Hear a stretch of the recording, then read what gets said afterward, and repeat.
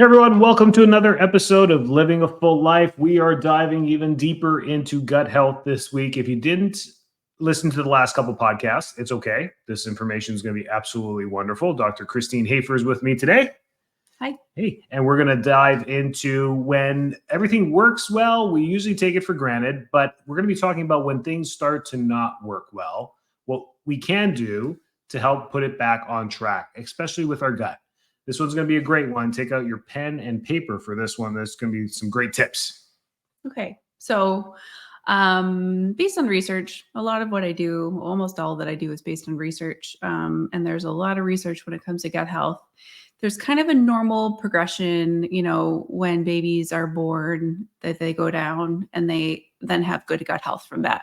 So we sort of talked about how to have good health last time, but I missed a couple of key important things. So I wanted to touch base on them, but this is kind of the normal flow based on, a lot of research, and I'm going to talk about birth and breastfeeding, and this is not judgment. This is, if things don't go the ideal way, then we sort of have an idea of what to do to work on gut health and improve it, because it's always improvable, no matter where you are. If you've had everything ticked off against you, you haven't gone down the right path, there's always room for improvement on our gut. And probably every adult needs to work on their gut health on a regular basis. So even if you've done everything perfectly, but here's kind of, based on research, and there's there's been a lot of good microbiome research, probably, I don't know, for the last 15 years. We've sort of been involved. There was a company called uBiome.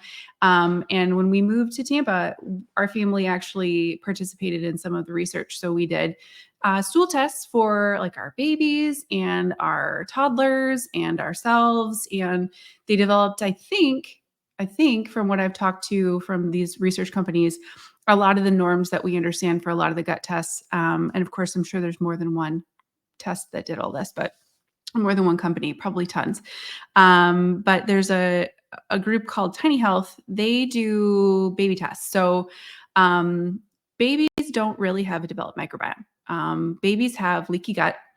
Leaky gut is when you have basically intestinal permeability. So things get in and out that would be less than ideal as an adult, but for a baby, it's normal. But here's the basic flow on what would lead to good health. So good gut health. So step one is mom. So mom's carrying a baby and mom has good gut flora. A lot of moms don't. And now, there's some providers you can see, and moms can do a vaginal microbiome test and see what's growing there that should and shouldn't be. But that's not something regularly checked. So ideally, babies born via vaginal birth, if they're born with a belly birth, a C-section, then that's okay too, but they're probably not going to have some of the same bacteria. There's different bacteria and that babies have in their guts when they're born vaginally versus born would be a belly birth. So that's step one.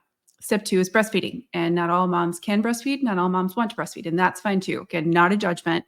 But when a mom has a good microbiome and she breastfeeds her child, and there's some debate on how long, but I think 2 years is pretty accepted as normal. That's not something all moms can do. Moms work, moms are busy, moms have issues. We have a lot going on.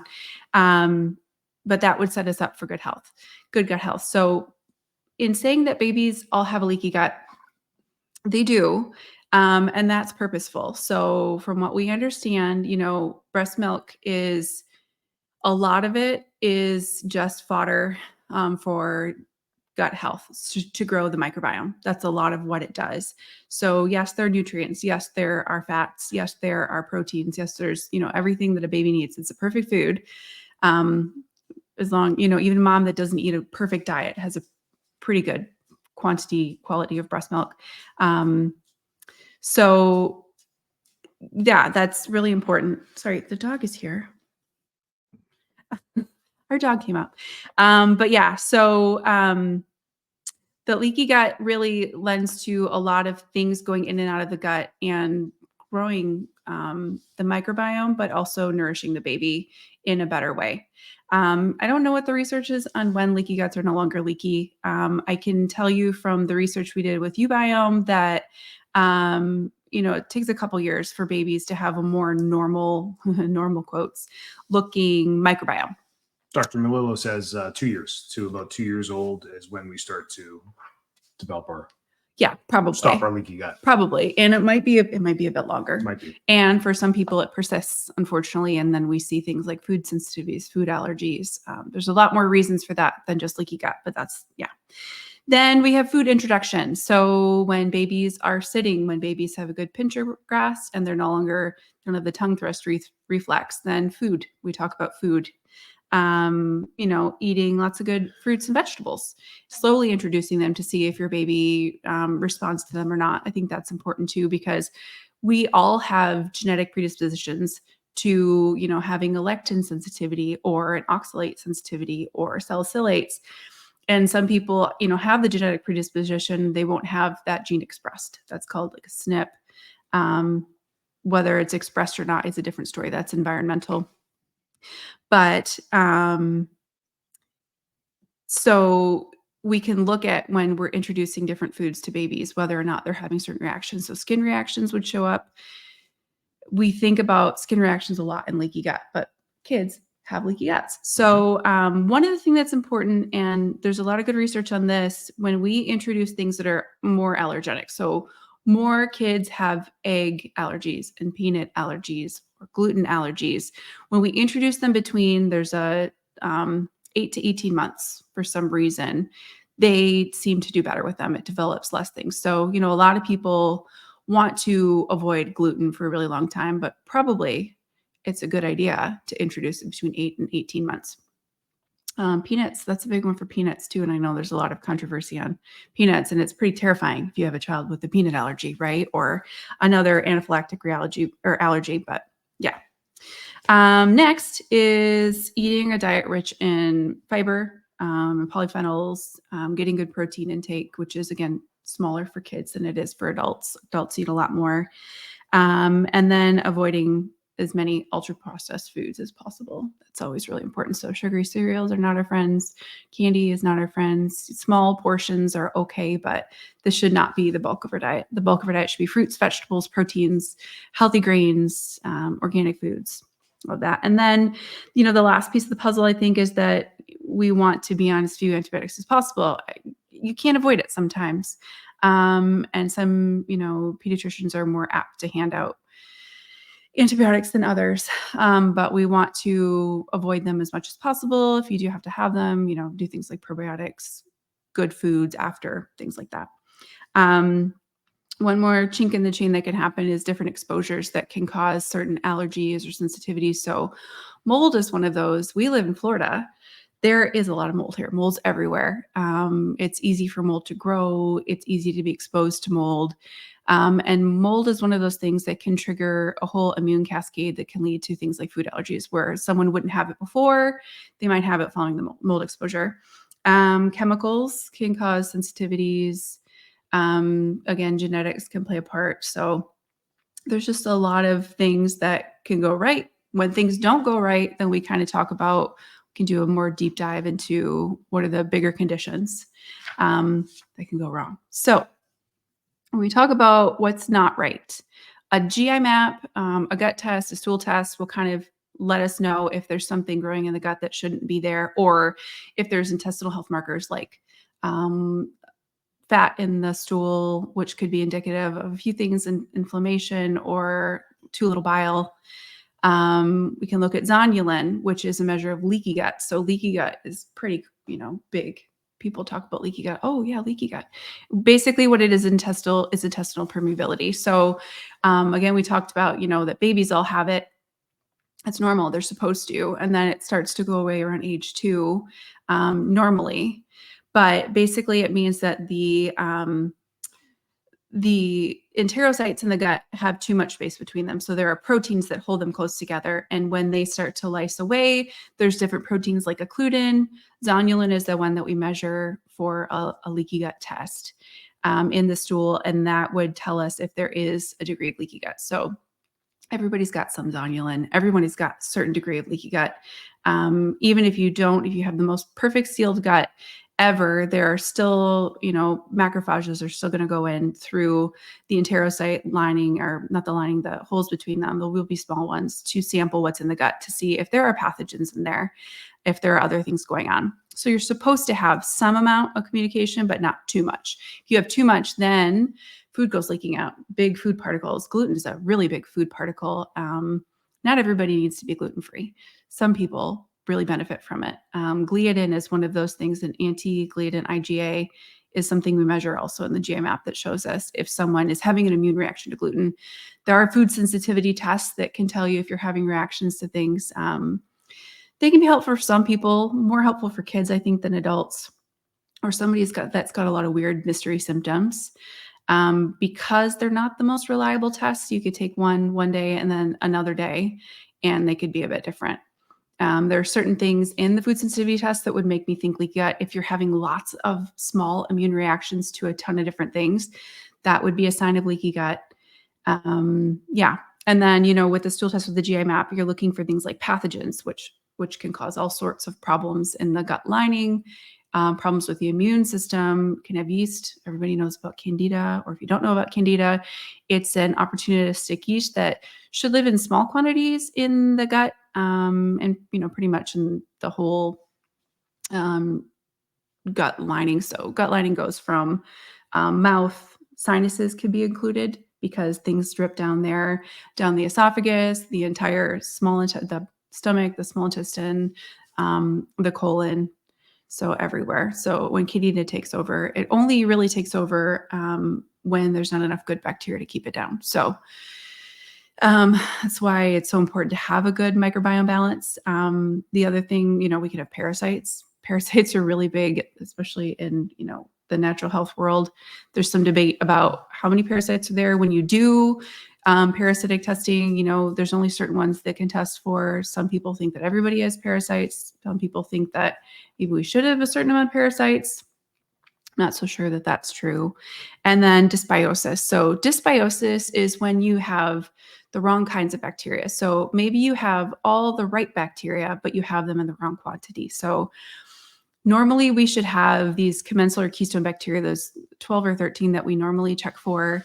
When they're too small or some of them are overgrown, they can cause some issues that can lead to opportunistic bacteria to grow, like strep, staph, enterobacter, other things like that. And then, in the gut too, we can look at autoimmune bacteria. So basically bacteria that we know that when they're present, or when they're present in too high quantities, they can elicit an immune response in our body. So bacteria in our gut are always giving other signals to other bacteria.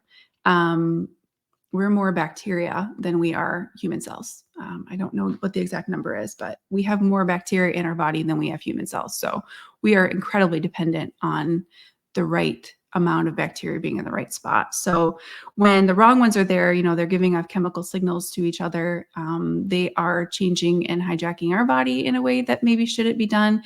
They are changing the way that our immune response happens, which cytokines are being released. So certain bacteria are known to be more inflammatory. Certain bacteria are related to certain autoimmune diseases and disorders. For instance, Prevotella is linked to rheumatoid arthritis. That's a big one that's known. Fusobacterium is one.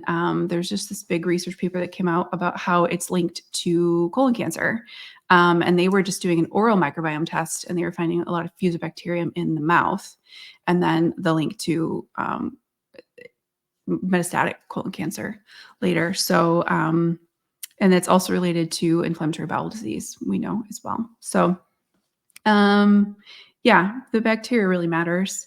When it's not going well and you have, symptoms, you have gut symptoms. That's probably the easiest way to figure out that you've got a microbiome issue is gut symptoms, but it can be skin issues. So the gut and the skin are linked so strongly, we can't separate them. Whenever somebody comes in, especially kids with skin issues, we look to the gut. Autoimmunity. So gut health is a root cause for autoimmunity, chronic infections also. But when we think about gut health and we think about something like dysbiosis, that can be seen in the body as an infection. when the wrong bacteria are growing in the wrong spot, it changes the way everything happens. Because again, we are more bacteria than we are human cells. So they really affect everything in our body. Food allergies, of course, we kind of talked about some of the triggers for food allergies. There's a lot of triggers we don't understand for food allergies too. So it's not just mold exposure, viral infections. There's a lot of reasons we don't know why kids, adults too, have reactions to food. So food allergy is different than a food sensitivity. A food allergy is an IgE reaction. So those are bigger cells or bigger signalers. They have a bigger effect than, an IgG or an IgA reaction is a food sensitivity. And that affects our immune system as well. So our immune system, when it has an IgE response, it can be pretty loud, right? You can lead to anaphylaxis. It can lead to swelling. I think we used to think in terms of allergies being really, really loud, but I think that a lot of allergists are kind of doing more testing and finding more allergies in kids too. But the IgG and the IgA are the food sensitivity reactions. We also call them delayed hypersensitivity. So if you eat, say your body has decided that because you have leaky gut and certain bacteria have affected your gut lining enough that leaky gut has started and there is some food leaking through and you've been eating a lot of dairy. So now your body has found the dairy, has attacked it, thinks that it's a foreign pathogen.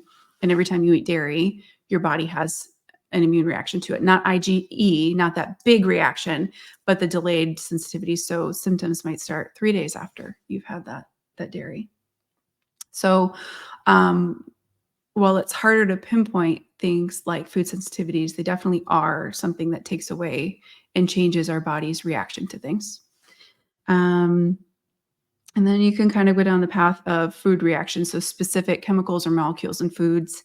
I don't think these, we all have genetic predispositions to maybe respond to these things or not. Just because you can do genetic tests, and if it shows that you have a lectin insensitivity or a lectin intolerance, you may never experience that. But if you have some gut issues or a viral infection, and then your body starts to react to that. So lectins are one. Lectins are in a lot of different things. So a lot of these things are plant matter, which is a bugger because we need a lot of good plant foods. Fruits, vegetables, greens to have a healthy microbiome. But if our body's reacting to them, they're going to make us feel pretty cruddy. And it's going to be hard for us to eat them without our body having an immune response to them. So histamine is one. Histamine is linked a lot with autoimmunity. A lot of people who have autoimmune disorders find they do better on a low histamine diet or histamine intolerance type diet. It's challenging, but it can help. Oxalates are another. Oxalates are in so many plant foods. Biggest in things like almonds, spinach. There's, you can do a quick Google search and see what different food things are in different things. Salicylates are another one. Then there's more, right? There's a bunch of different molecules, but these are the typical big ones. The histamine, the oxalates, lectins, and salicylates are the biggest one that affect people. So that's another road to go down if you're having food reactions and you're not sure what's going on. And then, in the long list of things that can go wrong, a lot of things that we're seeing recently, lots of small intestinal bacterial overgrowth. So SIBO can be caused, basically what SIBO is in our small intestine, we should not have much bacteria. So most of the gut bacteria in our body is in our colon. And so our colon is responsible for fermenting foods. It's responsible for producing butyrate. There's so many things it's responsible for, producing certain nutrients, things like that. But when we start to develop more bacteria in our small intestine where it shouldn't be, that causes a whole host of things. That's another trigger for autoimmunity. That's a trigger for immune issues because our small intestine is supposed to be absorbing water. It's supposed to be absorbing nutrients. It's not supposed to be breaking down fermenting food like our colon is. So a lot of the bacteria that like to grow there will live off of things like methane or sulfur. So when someone has suspected SIBO, There is a breath test that can check it. We used to think it was either, the methane or the sulfur, but now we start to know that there are different subtypes. So the breath test isn't always the best. One of the best things you can do with SIBO is to go on a low FODMAP SIBO specific diet temporarily and see if your symptoms improve. Again, with histamines too, that would be another way you can test if you have histamine intolerance or not, is to avoid histamine-laden foods, histamine-liberating foods. There is a really good website that is, I think it's mastcell360.com, and they talk about a lot of these different foods and histamines and the different levels of them, and they have specific diets. So if you ever think, why do I react to this specific food? You can, if you've been reacting to it for a while, you can go on and you can figure out, oh, it's got lectins in it, or it's got histamines in it, and maybe I have an overall issue with those things. But the trick is that even people with pretty overt histamine intolerance will react to one food and not others that other people have histamine intolerance react to. So it's very specific, and it's very challenging to figure out what exactly you're reacting to. But SIBO can be triggered by decreased motility in the gut. Some of the things that lead to decreased motility can be gallbladder that's not functioning properly, too little bile. That can be caused by things like estrogen imbalance, too much estrogen versus the unopposed progesterone. Low stomach acid's really big, and so many people are on proton pump inhibitors because they think they have heartburn because they have the burning in their gut, right? The burning in their stomach. But then it's like 48 hours of being on a PPI, it starts to decrease the HCl pumps, the hydrochloric acid pumps, and that can cause SIBO. It doesn't happen immediately. It doesn't happen in all people, but it's one of those things that is linked. And then if you've had previous surgeries or previous trauma, that can cause an issue with how things are moving. So a lot of people that have had multiple abdominal surgeries will have adhesions in their gut. So that decreases the mobility. So what do we do when we have gut issues? So I just threw a ton of information at you. Some of it probably wasn't super necessary to hear, but what do we do? Testing. Testing seems to be number one. And if you do a stool test, you need to rule out pathogens. You need to rule out yeast. You need to rule out parasites. You need to see what is growing in your gut, what's not growing in your gut. And then, when you find those things, you work on correcting them. So there's a lot of different things you can do. Lifestyle changes. I typically find that most people have enough issue with their microbiome that just doing a prebiotic and probiotic isn't going to fix it. They need things removed. Strep is really common. I'm seeing a ton of E. coli, which we know isn't great. I'm seeing so much E. coli lately. And people that don't even have really severe gut issues, you would think that E. coli, they'd be super sick, and they're just not, but they don't feel well. They can't figure out why. Yeast, parasites, these things all need to be removed and fixed. And then we need to work on the microbiome balance after too. So it's a long process. Gut healing takes, a minimum of 6 months. And that includes all the lifestyle changes that need to be done as well while it's worked on. Anything else? No, you see parents and people defaulting to the literature, which is fantastic. And they're like, I've gone sugar-free, dairy-free, gluten-free to try and help myself because they're struggling or their kid's struggling. And those are, I think, great starts. But Dr. Christine just lined up a whole bunch of reasons why that may not be enough or may not be the right thing. Maybe we truly don't have the dairy issue. It doesn't matter. And these tests, especially like stool tests, are easily accessible. You can do it yourself online and send them in and get the report. But as you can see, the flora and the microbiome is so complex that having a coach that knows what they're doing or a doctor that knows what they're doing goes way further than just being put on an antibiotic for 10 days and then hoping for the best. So that's what we help patients with. And when they're frustrated, that's where functional medicine comes in, and you start doing the right tests at the right time. But like Dr. Hafer said, it takes a while. This is not a one week thing or a 1 month thing. It takes a while, and there has to be a game plan to get to the finish line with our guts. Yep. It's worth it though. Mm-hmm. When people come in and they've got symptoms that may not even be related to gut, but we talk about we go through all the symptoms and all the health history, and I think, wow, I think that maybe your gut was something we need to check on, and they work on it. It's amazing what goes away. Sometimes people need to do multiple rounds of things, right? They need extra work, but hormones can improve when gut health improves. Immune tolerance can improve when gut health improves. And a lot of people who, it's fine to cut things out in the temporary. But when you are living off of, some people come to me eating 10 foods because they can't tolerate other things. That sucks. And that's not a long-term way to live. And the goal of any gut health plan should always get you to a point where you can be eating as many healthy foods as possible. And then, I like the 80-20 rule. For gut healing, you probably need to be pretty close to 100% for lifestyle changes for healing. But if you eat healthy and whole, clean foods 80% of the time, and then 10 to 20% of the time, you're eating things that are less than healthy, that's okay. But not everybody can just decide to do that and easily get there. Gut health, when it's really wrecked, really needs to improve. But it's just amazing to see how simply, when people come in with these crazy symptoms and there's so much work they need to do, and, they're struggling so much, just focusing on the gut to start, and then doing a cleanup with hormones, doing a cleanup with, some immune supplements or whatever else we figure out needs to happen after. And then it becomes a lot easier. When you work on gut health first, then you can do easier things in the future. Yeah, that was great. A lot of food for thought.